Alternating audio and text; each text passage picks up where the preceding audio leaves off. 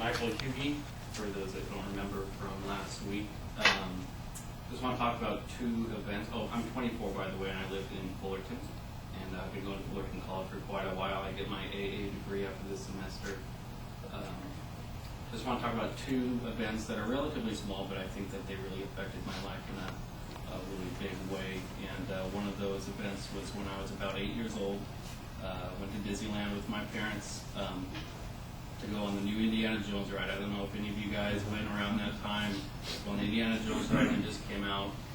It was the longest line I had ever seen in my life. And Disneyland knew this, and to help guests cope with the wait, they gave little cards out that had the translations for each character that's on the walls. And with that, you're able to translate the things that are hidden on the wall to help you cope with the boredom. And while I was in line, it was a long enough line that I managed to memorize that whole card before I actually got on the line. Got on the ride, I mean, and I really actually enjoyed that part more than the ride.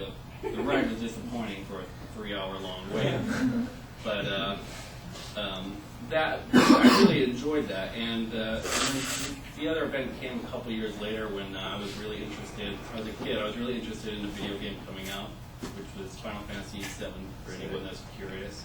But the screenshots of those that were posted online, they were all in Japanese because it's from Japan.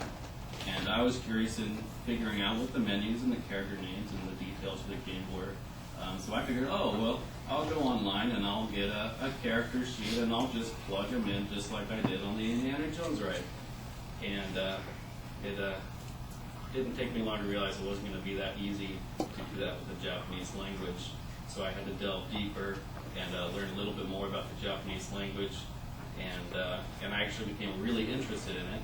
And by the time a year later, I had taught myself through the internet 2 of the 3 character systems that Japan uses, and was able to do that kind of just without any reference, and taught myself Basic 101 Japanese. And it was through those 2 events that I really sparked my interest in language, not just Japanese, but language as a whole. That ultimately led to my decision to be a linguistics major, which I will be going into in Cal State in the fall. So I'm looking forward to that. So after I graduate, I plan to go to Japan, teach English. More of a arbitrary decision to go to Japan because I'd like to travel the country, but I'd like to start in Japan first, do a program there for about 5 years after I graduate, and I plan to come back here and get a master's degree in teaching English as a second language and travel the world teaching English in different countries.